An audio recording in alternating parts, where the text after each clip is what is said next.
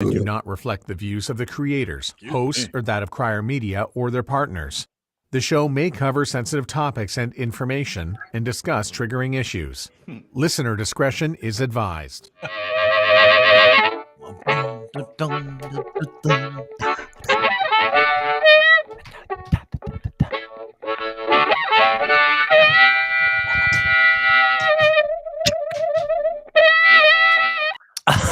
You do it one more time. Hi, everybody. Welcome to the program. My name is Dean. I regret that we have to actually do that.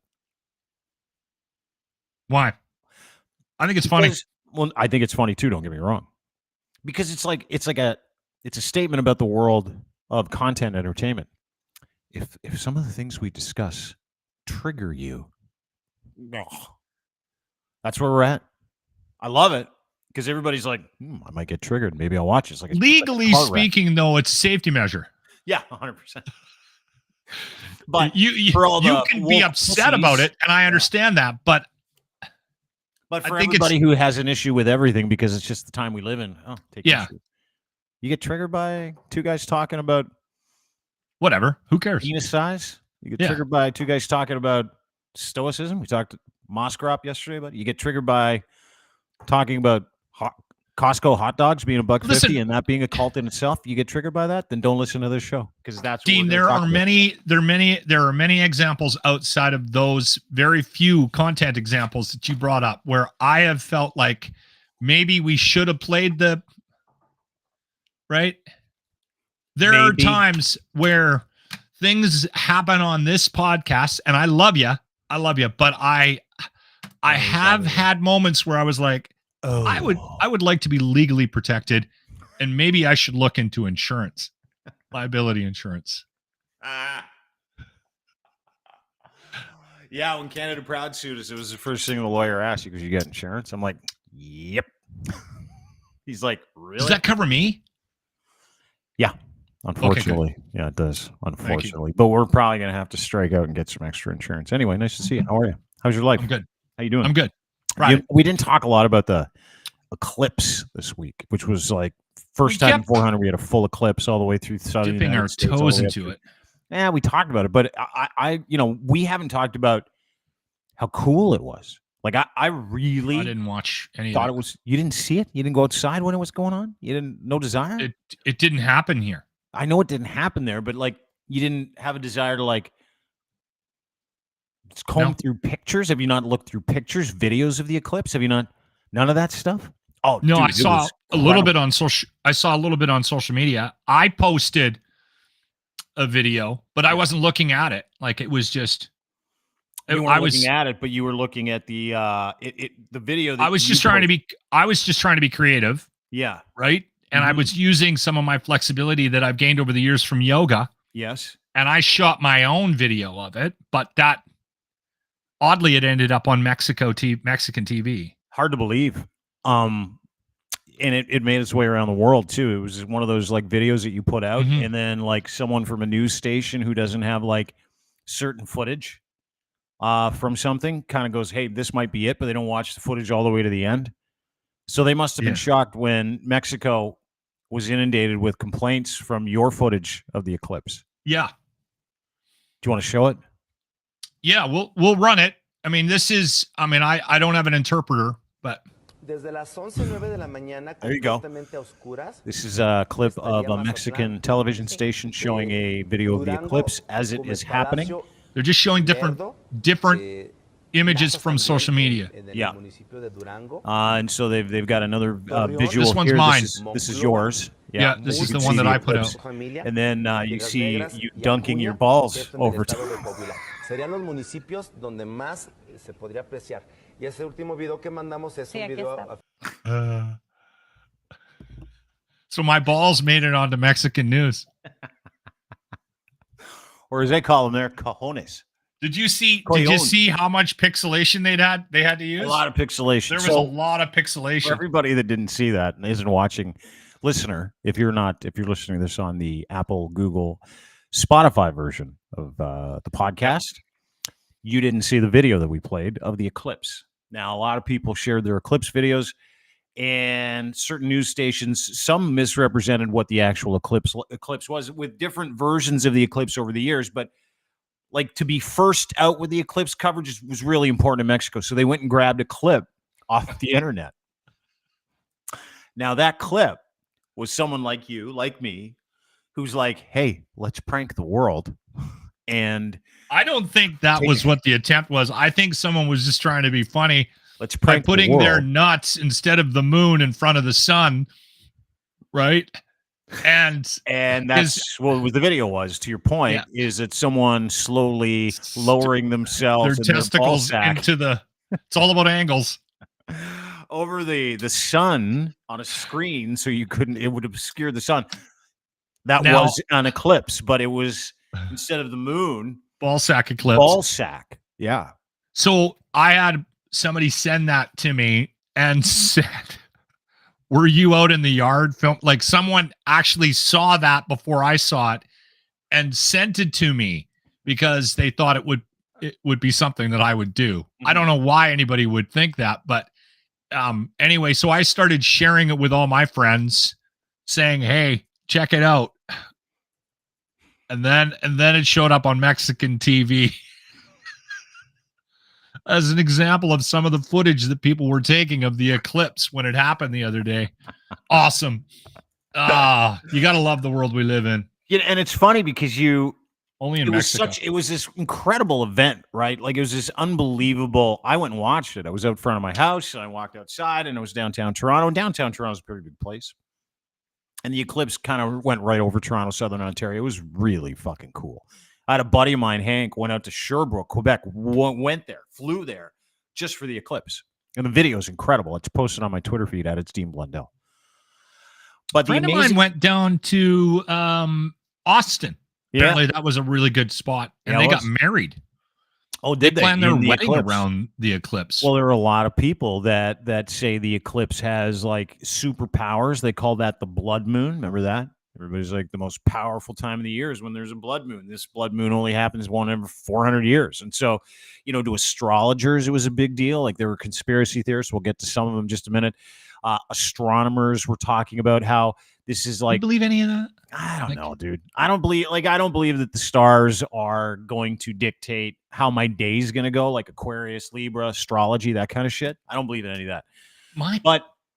I mean, it's pretty fucking weird that, on a day like that here, how eerie it was, how quiet it was in Toronto. Yeah. Like, in your downtown Toronto, 3:00 in the afternoon, I see it start to get dark. I look south and it is pitch black at 3:00 in the afternoon.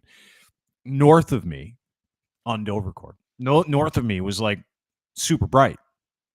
And if you go and look at the video that I posted online, it is wild because your body and your mind and your brain, you're used to going, 3:00 in the afternoon, it's light, but it got dark super fast. Like, those big storms that roll over Alberta, turn the sky green and black. I love those. Times that by 10, it was pitch black. Yeah. And on top of being pitch black, it was overcast. Like, you couldn't actually see the eclipse from where I was because it was cloudy and it was raining, right? But it was like you could hear a pin drop in the city of Toronto. Toronto's one of the biggest cities in the world, one of the busiest cities in the world. It's a mega city. Everybody stopped. And I was driving just before the eclipse, and you could see people like lined up at the side of the roads, lined up outside of work. Everybody's got the glasses on. It was overcast. You couldn't see shit. Made me laugh my ass off. But the darkness and the serenity, and I don't know what that means in terms of astrology because I haven't looked into it. It was the weirdest experience, top 5 weird experience I've had in my life. Just actually being in the area where the total eclipse was. So for me, I'm not one of those guys that sits down and reads this stuff or studies it. There's a lot of astrology in the yoga world. Mm-hmm. Like there's a science, there's a wing of it, an arm of yoga where you can study the astrology. And the thing that's eerie for me is I've seen the odd thing. Yeah. And it's bizarre when you start to actually look at what's happening in the world, not just personally, but in the world. And the implications from the people that study this. Like, okay, we're going to be in the time of Saturn, and that means this, and then the pandemic hits. Yeah. Right. Like we're in the time of retrograde, and this is a time of change. And Venus is going into Uranus, and you get a heads up. Look out, because that Dean, means all the Dean, white Dean, people Dean, in the Dean. world are going to get scabs on their we're face. we're on the same page. Gotcha. Where I find it strange, like I've said this out loud. If you go on a date, like let's say you meet a nice young lady online, and you head to the bar to have a couple of drinks. Okay. Yeah. And within a couple of minutes, she starts talking about her moods and how they're connected to her chakras. The moon and I would suggest you get back in your Toyota and go home. Peace out. Yeah. Get out of there as quickly as you possibly can. Now, 100%. Listen, if you're into it and that offends you, I apologize from the deepest portions of my heart. Why? But I just think you can spend too much time looking into it. Now, here's what I will say. I have also had people in my life that are into this that have, and it's not my wife, people in my life that have decided that this is a thing. Yeah. And they will go out of their way to share things with you about maybe numerology, maybe your birth date. And whenever which crystal works best for your genitals, to wave over your genitals, that kind of stuff. I grew up with hippies. Yeah, so I've seen this kind of stuff before in my life. And I will say this. I've been shocked at how much somebody can say about me and who I am and the type of person that I am based on when I was born and what my sign might be and my connection to the next sign. Like that stuff does kind of freak me out a little bit because quite often it's very bang on. Have you seen anything like that? Has anybody ever? Yeah, I don't look into it though. Like it's like revisionist history, you know, where someone's like, "Hey, you know, the Simpsons predicted this." Like, what are we gonna fucking call Matt Groening a futurist, right? Like, well, actually, that's actually kind of crazy how much he's predicted. Yeah, but some of those Trump things becoming president. I know, but that's because he knows America.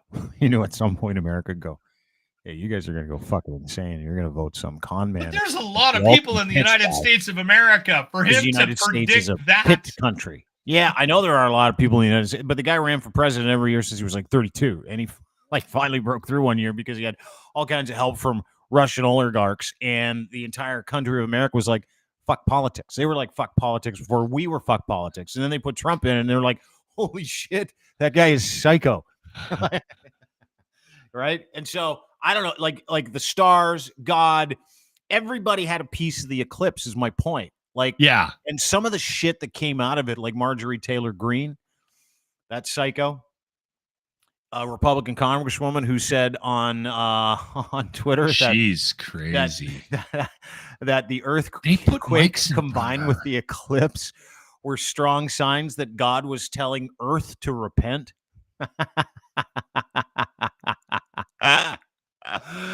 Oh God. And then Alex Jones, he was like, this whole thing is the globalists believe they can plan events, but the globalists are going to find out that the numbers that coincide with the actual eclipse and the times that they're over certain cities means 666. That was another thing. Mark of the Beast. Loved that one. But my favorite one was like the one where they said they were going to shoot this made me laugh. They were going to shoot like magic pedophile rockets at the sun and like with pedophiles in them to make a sacrifice. What? Make a sacrifice, and they're sacrificing pedophiles on a rocket they shot into the sun yesterday. I didn't realize. And then there was another pedophile rocket that went to the moon. Oh yeah, dude. There was all kinds of shit. Everybody was all over it. Everybody was like, "This is what it means." And you get enough people out there that are like, "I don't know when it is up." They'll latch on to anything. So a lot of people believe that stuff. I thought it was really funny. You know what I think's happening right now is, and again, we're dumb. There's a lot. Well, I think people desperately are clinging to try to explain stuff. Right? The world is crazy, and there's events and there's stuff out there that's driving us nuts. Mm-hmm. Right? Like even Moskroff yesterday when we had him on, I mean, he hinted at the idea that sometimes, and this is a guy that has a doctorate, like he spent half his life studying and is a wildly intelligent human being. And even he runs into things occasionally where he can't explain it and desperately is looking for something to explain. Right. And then sometimes just has to go on Twitter and talk about his favorite chocolate bar, just unplugged. Right. That's all of us. Yeah. I mean, that's the thing. There's like unfair things we don't understand, things we don't know. Like yesterday, we're in the middle of the podcast and OJ Simpson dies. OJ, remember OJ? Yeah. I'm going to miss him on Twitter. Yeah, me too. He was great. I always loved it when he'd open up his videos where he's like, "Hello, Twitter world. It's your good buddy OJ Simpson." Are we allowed to make fun of this? I mean, he died. I know he's Can you make fun of a dead guy who killed 2 people, got away with murder? I think we can, right? And then laughed in the face of the law from Vegas. Well, he ran around sowing wild oats, golfing after almost decapitating his wife and a waiter. Yeah, I think you could probably joke around a lot about the fact that OJ Simpson died of cancer and no one gives a shit. I don't care. Like that's another part of this conversation. You know, I tweeted yesterday. I'm like, whatever. He's gone. Moskroff tweets that he doesn't think cancer should be allowed to not be convicted. They should let it go. Got to quit cancer. And watched other people kind of dunk on this guy who died of cancer. He had cancer for several months. He died surrounded by his grandchildren, I guess. But he's like the most fucking hated person in the history of fucking celebrities in North America for what he did back in the 90s, where he fucking murdered his wife and a waiter that she was banging. He got away with it because he had way better lawyers. And we're all sitting here laughing because OJ's dead because it makes no difference to us. And everybody's like, have some respect for the dead. Do you have to respect all dead people? I don't think you do. I'm confused by that one because I think it's a fine line, right? There does seem to be this sentiment that once somebody passes on to the afterlife, whatever that looks like for you, that no matter what they did, we're just supposed to, like I've said this out loud numerous times. Why are we still playing Michael Jackson? I think everybody knows what happened there, right? Why is that still going on? Yes, because he's should we be playing Thriller? No, on Halloween. But they basically erased O.J. Simpson from the NFL's history books. They erased him from celebrity status. Like he was not allowed to be in. Like he literally lived like he was a fucking refugee, like a celebrity refugee for the last 25 years of his life, and he was widely mocked everywhere he went. And that's the only thing I respect about O.J. is that he could walk around smiling, having fucking a couple of cocktails at a local bar in Vegas after a game of golf or somewhere in Florida close to his house. And he posts these videos completely unaware that everybody fucking hated his guts.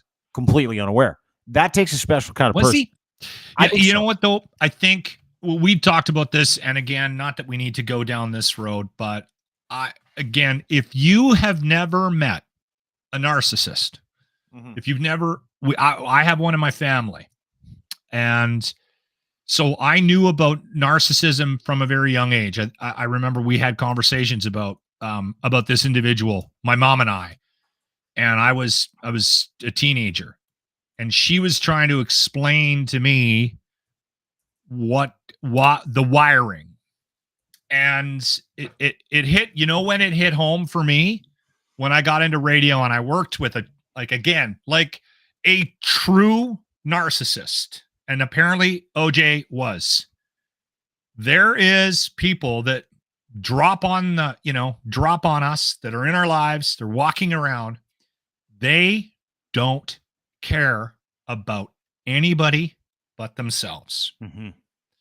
And I don't think it's a disease. I'm not sure if we can go down that path. I don't think there's a pill to fix this.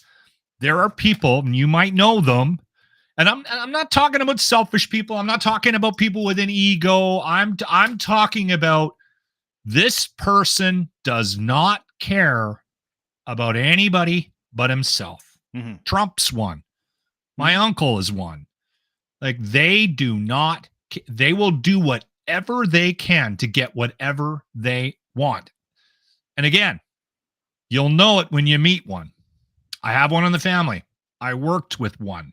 And when you're surrounded by them, here we are. We're doing it. Well, we're doing it. I didn't want to go down this path. When you're surrounded by somebody who is a true narcissist, Yeah. who has no sense of empathy, who doesn't care what you think, they have different goals. Some of them are sexual, some of them are money related, some of them are career related.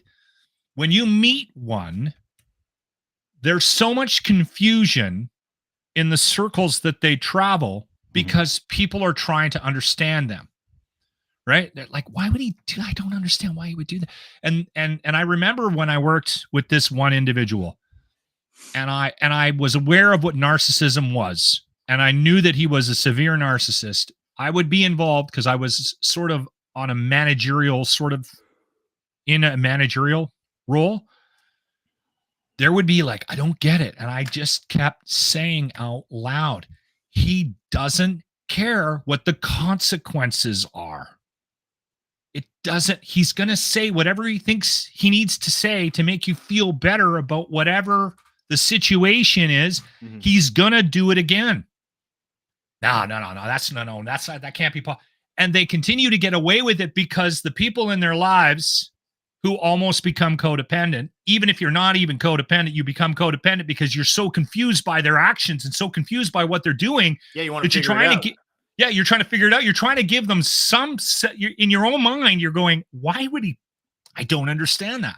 And we're dealing with that right now on sort of a national, global front with Trump. Everyone's like, I don't understand why. Like, it doesn't make any sense. He is a complete and total narcissist. He doesn't care what anybody thinks about him. His number one goal is to just make money, and it's just all about him. And all his relationships fall apart, right? Well, they're not the relationships to a narcissist. OJ was a narcissist, and apparently was a unbelievable narcissist. And there was talk about it for years. Yeah. People said it. Yeah, narcissist. The Kardashian family said it. Yep, everybody did. And to that point, that's why he did what he did, and that's why he's always smiling. But narcissists like that, like really rich, famous narcissists, they've been rewarded for it over time, so they feel like they can do no wrong. Like Elon Musk. Okay, I'm not going to talk about Elon. I'm not going to go through whether he's successful. He's definitely a narcissist. Absolutely a narcissist, because the only thing he cares about is being at the top of the news cycle, right? As long as people are talking about me, as long as I'm the guy, as long as people look at me like I'm the guy. And those are the people I think are the most interesting in the world, are those people that can create this alternative reality about what they are. Yeah. Right? Where it's like, no, I just want people to think that, because those people are made out of different stuff. That's why so many of them are incredibly successful, right? Yeah. They don't care who they fuck. They don't care how they get fucked.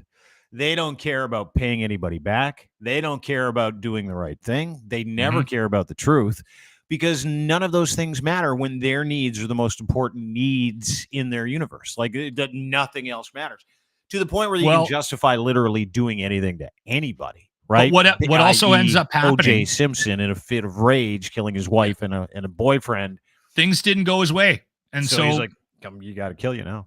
And it was totally acceptable in his mind to do that. Like, it's totally acceptable for Donald Trump to do and say the things he's doing. Totally acceptable for people who don't give a fuck about your safety or my safety or our mental or emotional well-being to do and say the things that they do. By and large, politics has become an industry of narcissism in that capacity. But Dean, not only that, most companies employ them. Because because they're so good at lying and getting what they want, they end up and they have no fear, they have no insecurities whatsoever about what it is their number one goal is, whatever they're trying to feed inside them. And again, some of it's sexual, some of it's like hierarchy, some of it's money, right? Whatever it is, whatever that hole is that they're trying to fill constantly, they plow through life, and quite often you'll run into situations. I was recently employed by somebody that ended up with somebody running the company that is very much of this personality type. Absolutely. And because they'll do they anything. run companies. They take over things. They get into politics. They take, and that's the scary thing about politics right now. We don't have people in charge. No. On a mass level, because who in their right mind would get into politics right now? Well, I'll tell you, that complete and total narcissist whose number one goal is to just take control over things and to benefit themselves. And to take as much as they can for themselves for doing as little as possible. And that's the beauty of a narcissist. Every great company needs one. A really fucking good one. That's the problem. Can you find a narcissist with a sense of humanity? Really tough, right? That's why they're really good at being CEOs, being CFOs. Why? You know what? Because they can go in, look at a guy like you with zero education, no radio experience, no business experience, no business doing the job they do, because they've been brought in to do one thing and one thing only: fire everybody. Treat people like shit. And it takes if you have never fired somebody, and I've fired people, if you've never fired somebody and you don't know what that feels like, it's the worst. You're changing someone's entire life. You're not giving them bad news. You're giving their family bad news. You're giving their friends bad news. You're destroying their psyche. You're destroying their emotions. You're really hurting them in the moment. Sometimes you set that person free. Sometimes you don't. But it takes a very special person to put 4,800 people out of work in one day. It takes a very special person. And what is that person? What do all those people have in common? People that can do that with a smile on their face because they know they're going to get a big fat head count check as a bonus for being a dickhead, is they enjoy it. They enjoy the power that it comes with. You might actually see some enjoyment on their face. Here's another thing that they'll do, because a lot of times what ends up happening is the narcissist will quite often be fairly intelligent, and because they are hyper focused on that one thing, so they learn a lot about how to manipulate situations. So quite often you'll see somebody that is a narcissist, and it's obvious. You know, once you meet one or meet a couple or have one in the family, it's easy to sort of pick out the traits, right?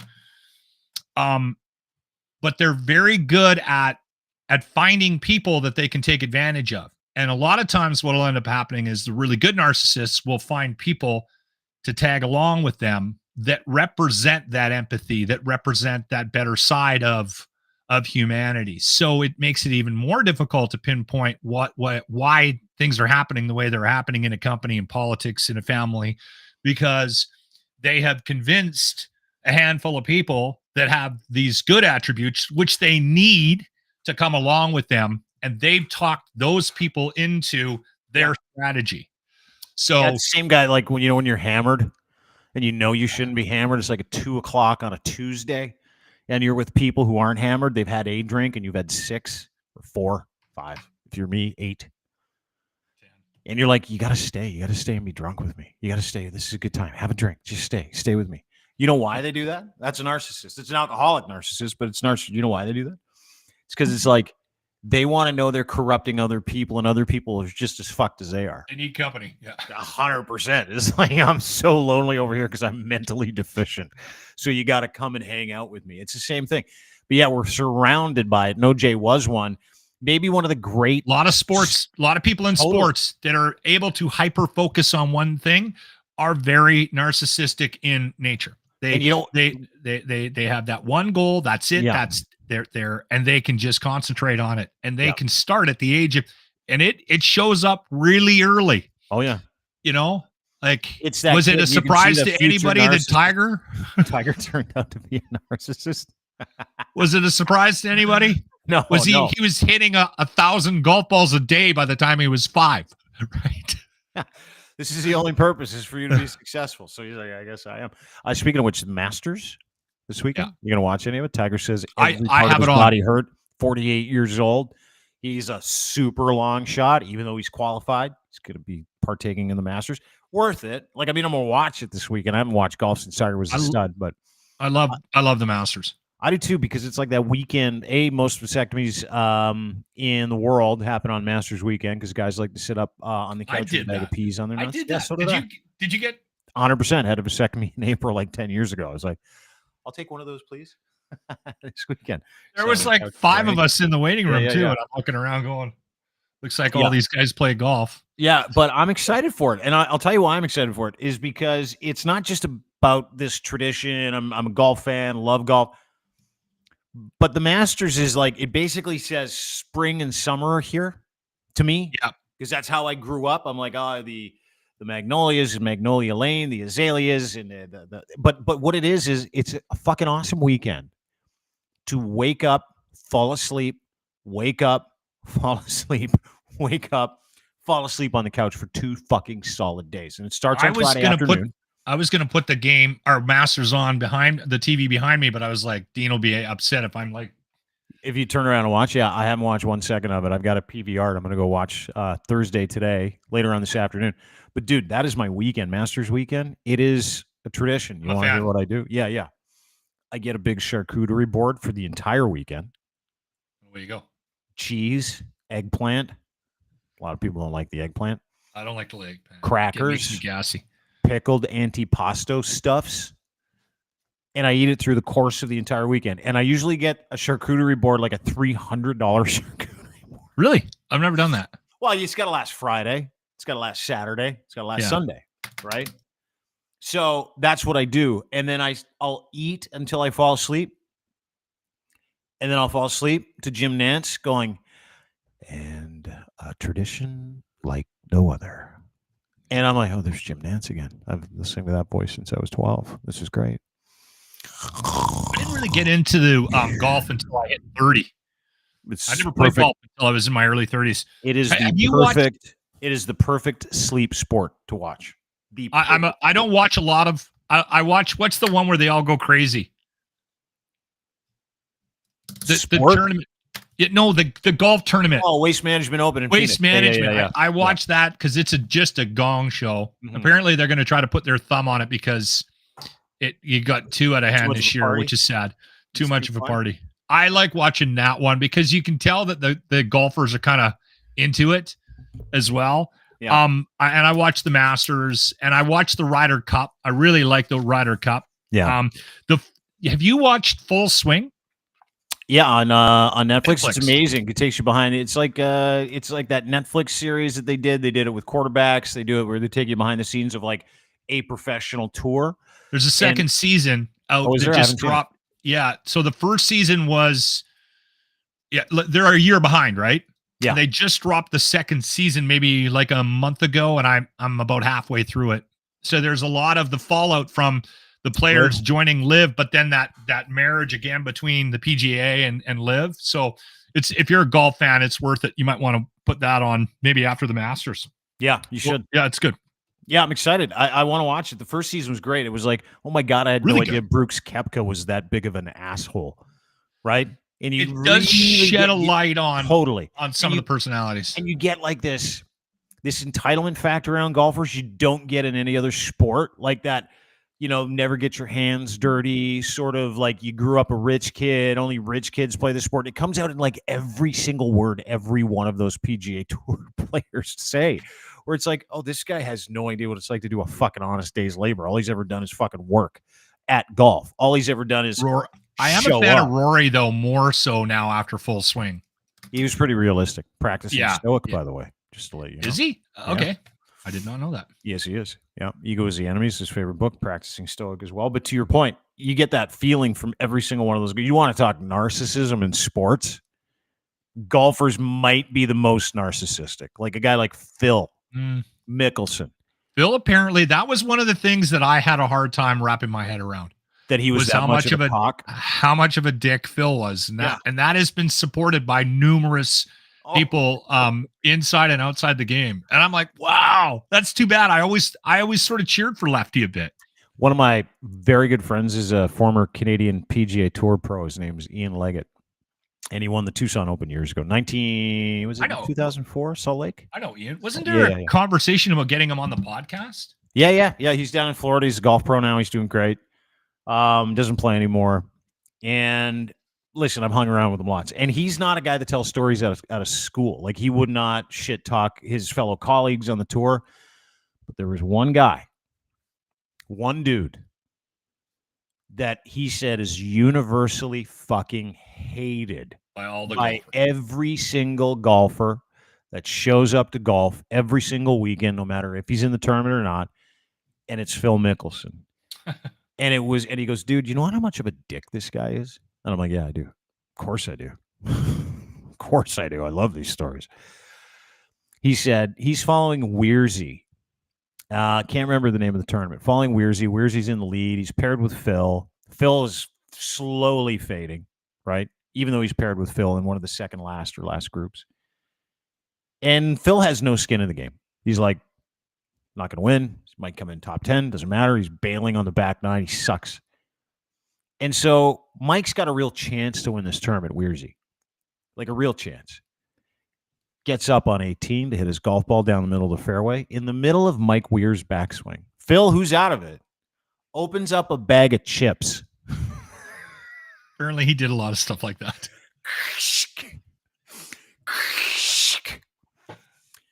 And Mike flails his drive into the woods. Can't even look at him. Lego's like 10 feet behind him on the tee box. And he looks at Phil and he goes, what the fuck are you doing?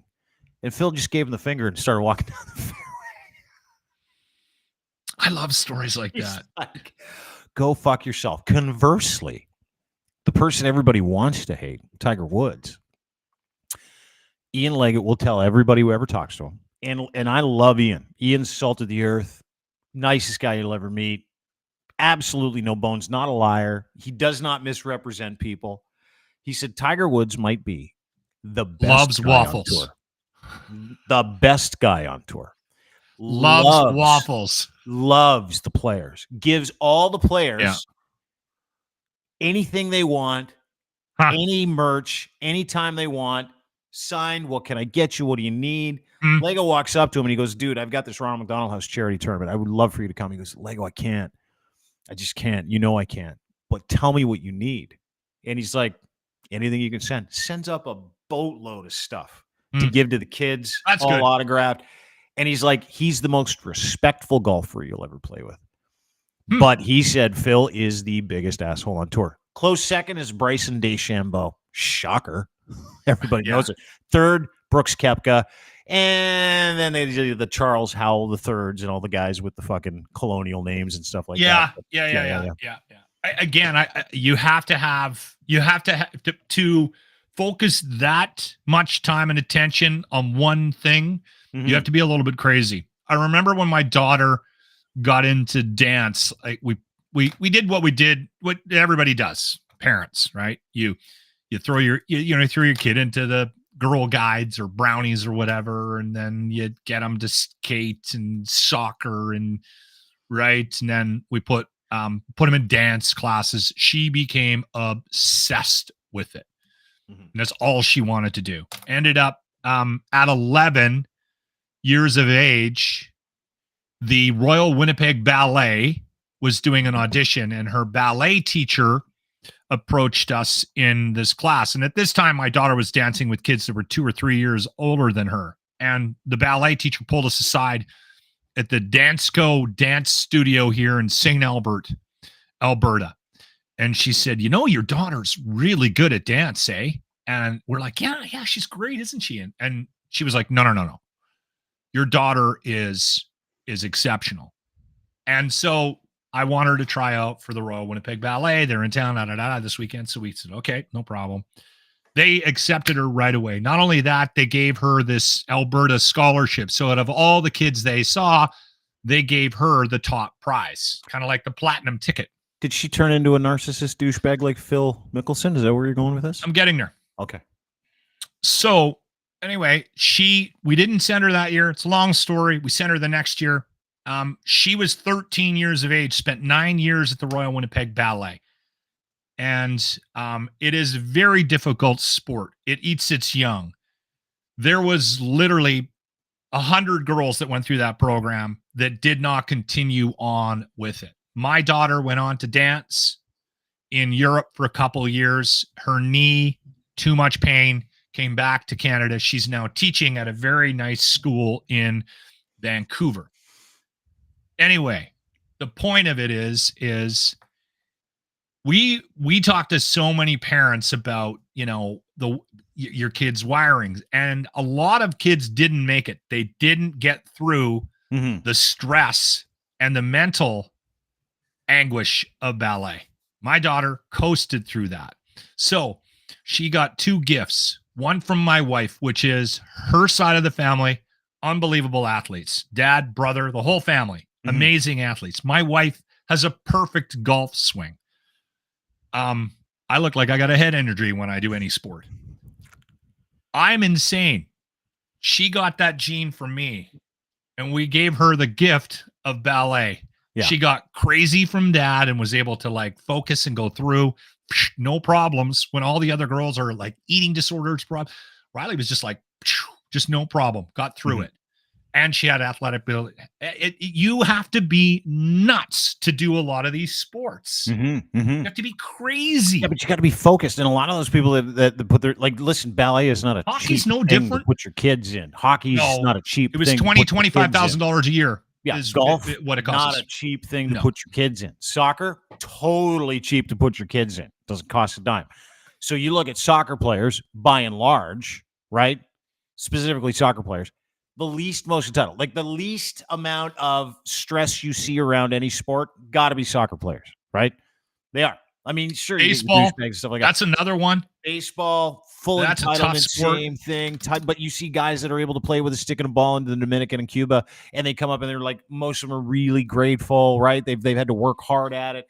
It required something. It didn't require money to get that kid to be outstanding at it, right? Yeah. So a lot of rich parents that will put their, and do you see it in hockey all the time, specifically with Canada hockey, that to play AAA hockey in this country, let's just go through it.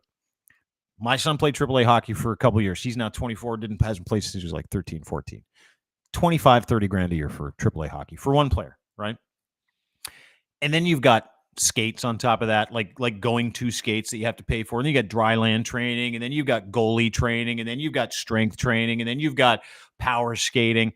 And there are some parents that are so wealthy that only want this thing for their kid. They put their kid in this thing, and very few of those kids actually want to do that thing, right? Very few.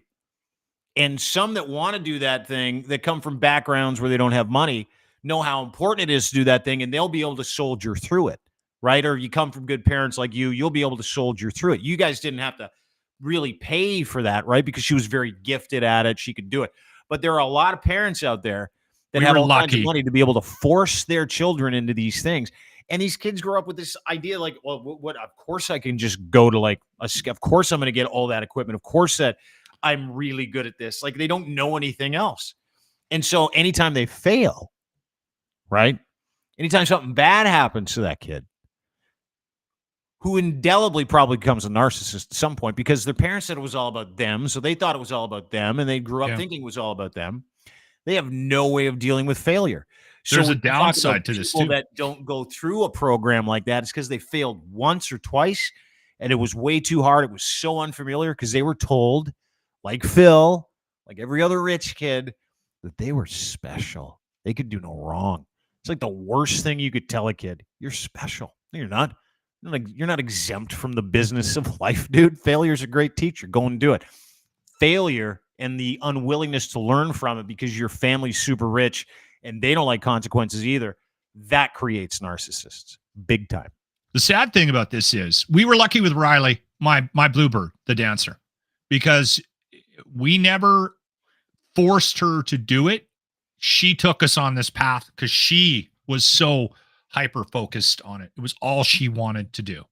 For her, I think her 8th or 9th birthday, she wanted a ballet bar in her bedroom. So we literally reorganized her child bedroom to put a mirror up and a ballet bar so that she could practice at home. That's what she wanted for her birthday. But the sad thing about this is you mentioned it.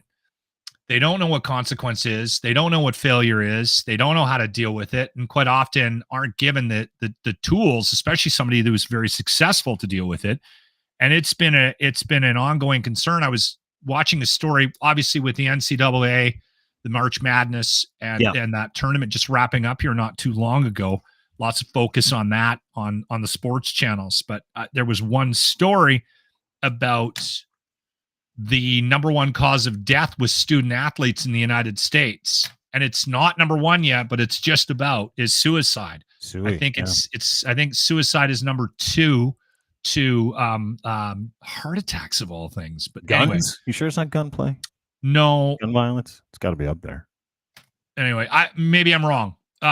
Maybe it is gun, but suicide is the second highest cause of death for student athletes in the United States at the NCAA level. Interesting. If you get a chance, I don't know when it's going to be. I'll check with Adam Scorgi, but we had him on about a month ago. We were chatting about the new doc that he did about Phil Heath called Breaking Olympia. And Phil Heath is a bodybuilder. Yeah. World famous. Yeah. 7 titles in a row, and then went for 8th. And that's what the story's around. During COVID, went for 8th after an injury too. It's a really cool doc. And Scorgi and his team, they co-produced it with Rock's production team. $7. Dwayne Johnson? Oh, really? Yeah. I didn't know. Yeah. So that was big news for Scorgi. He had a massive partner with that. And I think they're working on another project with the Rocks, with Dwayne Johnson's production company as well. But anyway, in that story, I didn't know about this. I knew Phil Heath's name from bodybuilding. I did not know that he was he won the national title as a basketball player when he was a kid. Oh, did he really? For an NCAA went to college and didn't quite do as well, obviously, right? And had a lot of depression and talked about very openly in the doc about thoughts of suicide while he was in college and university in Denver. I think he was in Colorado when he was playing ball. All right. Because he wasn't doing well, had an injury and wasn't making the team. And so that is a great doc. But that's something to be very careful about. You're going to run into this. If you're having kids right now, or your kid is excelling at something, keep an eye on that. There's got to be a little bit of balance. It's tough. Like, we had a ton of conversations when Riley was growing up, right? Because when she couldn't dance, we were dealing with the anxiety and the depression, right? Around that. Like, she got injured when she blew her knee out and had to go for surgery when she was, I think, 15. And man, she crashed on us, right? And then we were really worried. So as parents, there's a fine line between that support and then also keeping an eye on, you want them to be normal, right? One of the great advice that I got years ago, and it's because my oldest guy struggled, and it was, save everybody the details, but it's a parent has to decide if they want to prevent their children from failure or encourage it. Yeah. That's what you have to do as a parent. You want to prevent your kids from failure, ever seeing it, ever learning how to deal with it, ever learning how to get over a hard thing, learning how to tell the truth, learning how to say, I'm sorry, learning how to stand up and be accountable for mistakes you make, learning how to not make mistakes in certain areas or not repeat the bad ones.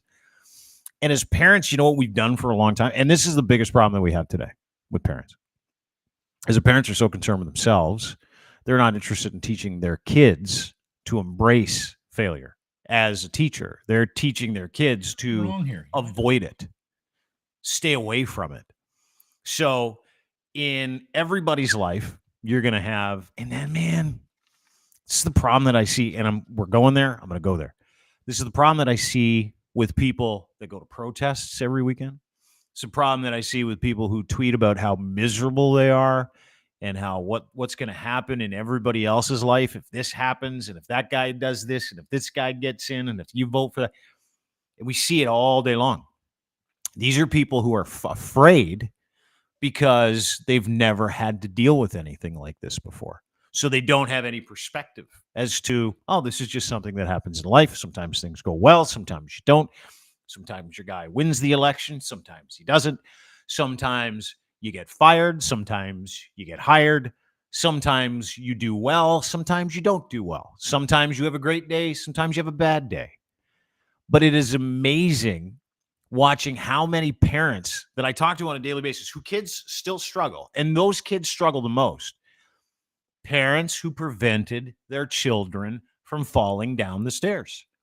Parents who prevented their children from failing an exam because that just can't happen to your child. So you go in and you're like, I'm going to stand up for my kid, even if that kid did something wrong or they didn't do their job. It's the worst thing you could do for your child. And we are fucking literally eating those results right now as a society. Yep. You know, the people that show up to any protest, right? The crazy woke weirdos on the left that show up to protest against something, and then they beat the shit out of people at that protest saying we're the better people, and the people on the right are like, they do the same thing and say we're the better people. Those are those kids. Those are those people that have never had to go, I got to figure this out for myself. You might not be wrong. I need to get on top of this world. I need to get on top of these issues. And I know this is a fun fucking conversation for some people, but it is true. It's the truest of true.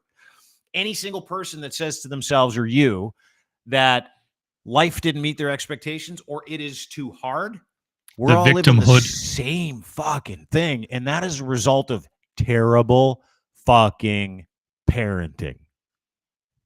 Period. Stop. You might not be wrong. I'm trying to think of examples from being a parent, from being a father, with my girls, where we taught them accountability. And I will say this, God love my wife. She did most of the heavy lifting on the parenting side of things. We know that. That's why you ended up with two great kids. My kids are awesome. I remember my daughter, at one point, she was going on a field trip, and the teacher, I don't know, they were going swimming, or it doesn't matter what it was. The teacher was trying to get permission slips from the parents. And so she calls out my daughter in the middle of the class and says, all right, I don't have permission slips from so-and-so, so-and-so, and so-and-so. And Natasha, my oldest monkey bird, she didn't have a permission slip. So she took it and signed it. And while she was walking out, put it down on the table and said, my parents are not going to sign this. They've told me countless times that I am responsible for myself and what I do. She's in the 5th grade. So if you want to, no, she was in high school. She goes, if you want to call them, that's fine. That's up to you. Yeah. And if you don't want me to go on this, but I am not taking this slip home. And she brought up something the teacher said in the class to strengthen her position about how they had to sort of take responsibility for themselves. She goes, well, this is me taking responsibility for myself. And I think she said, and we're going to, I'll swear, we're going to the fucking pool. Which actually I think my daughter may have said. Probably. She's your daughter. It's not like we're going to New York. Yeah. Right? For a week. Swim down the street. It's no big deal. I can go. We're going to the pool. This is ridiculous. I have to get my dad to sign this pink slip. Dude, you got to sign like more than one waiver now to go to the pool. You got to sign a thing that says you're kicking goal, and you got to sign a thing that says if anything happens to my kid, like if he drowns, it's not your fault. That's the other thing you got to sign. And I understand where the teachers are coming from, but I don't know what it was that we did specifically to instill that accountability in my daughters. Who but cares? both of them have it. And again, it probably was more so my wife than me. But interestingly enough, both of them are very strong-minded. They have capable, independent, not afraid of life. They're not perfect. They make mistakes. It is. Yeah. And I remember when they screwed up, we would like, all right, well, you're dealing with this. Yeah. Right. Like 100%, dude. And that's the fucking other part, right? Yeah. For so many parents, they punish their children as opposed to turn the consequences on their children and say, this is something you got to fix. I can't do it. And they're like, can I get some help? And you're like, Sorry, you can't. Kids To are that not dumb point- either. Like, To that point, I got a phone call this year from my son, who's 18, he's graduating, his vice principal. She's like, Mr. Blundell, I just wanted to introduce myself. I'm so and so. I'm like, hey, how you doing? Nice to see you. It's a bunch of nice stuff about Jake. He's getting some awards. Really nice stuff That's about cool. Jake. It's like, but I've never met you. I've met your ex-wife several times, but I've never met you. Have you come to parent-teacher interviews? I go, nope. Have you come to curriculum night? Have I met you there? No. I said, I got to be honest with you. And keep in mind, my son's gone to the same high school for the last 4 years. I said, I've never set foot in your school. She's like, I find that hard to believe. I said, no, that's not my place. That's his place. He's in charge of himself. He's in charge of his behaviors and all the consequences that come with it. And so I do not insert myself into my son's stuff. So if he's got something that he's got to deal with you or anybody else at school, he'll come home and we will talk about it. And then he goes back into school armed with good for a you. bunch of great information and the idea that in his response to whatever it is he's responding to, that will curate his karma, his future, and what happens. So that's how we deal with things here. And she's like, I've never heard that before. 1,500 people at that school, 1,500 kids. She goes, I've never heard a parent talk like that. I go, how long have you been a teacher? She's like, 30 years. I go, really?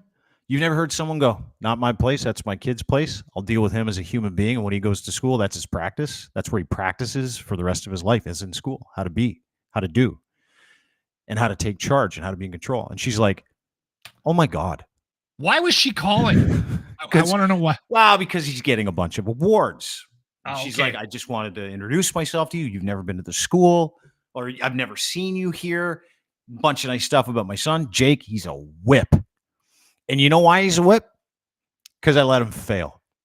And I let him figure it out. And I empowered him to do it. And I never punished him or prevented him from his own consequences. Not once. I went to one parent-teacher meeting, and I got into a fight with the teacher over being a Habs fan, and because they were in French immersion, and I said, "You will not brainwash my child into becoming a Habs fan.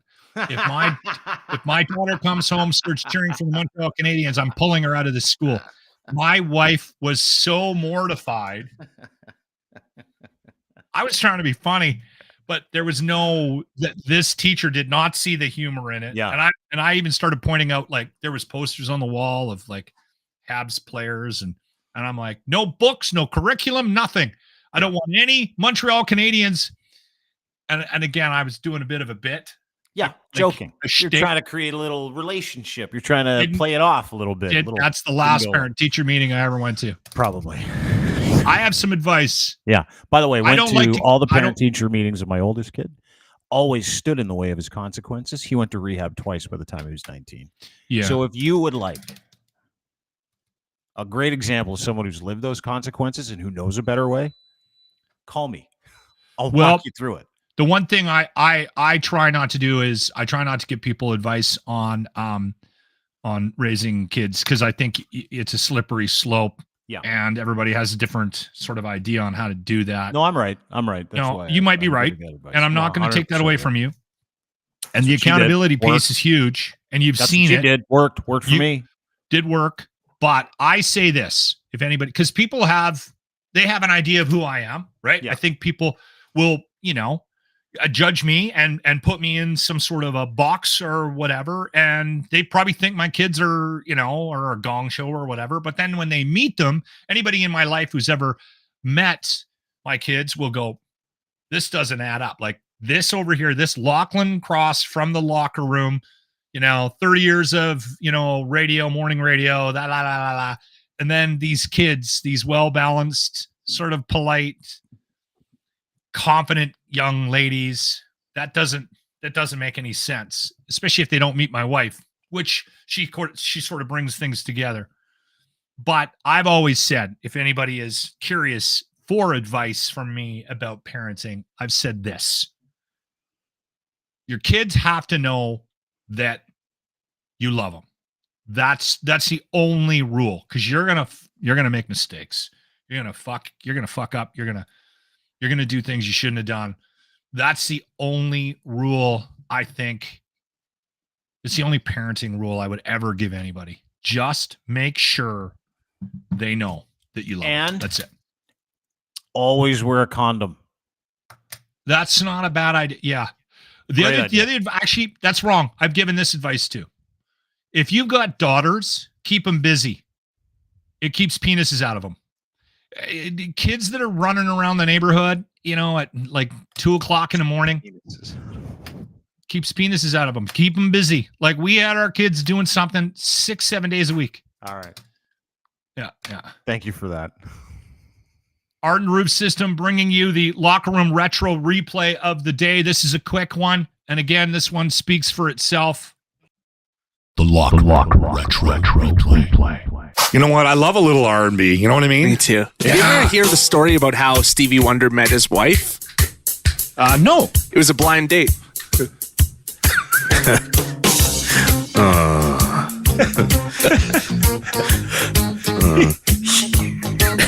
You might be the worst human being I know. There you go. A quick one. That's brought to you by Arden Roof Systems. Sign up for the Arden Roof Systems Charity Golf Tournament. Do so by going to ardenroofsystems.com.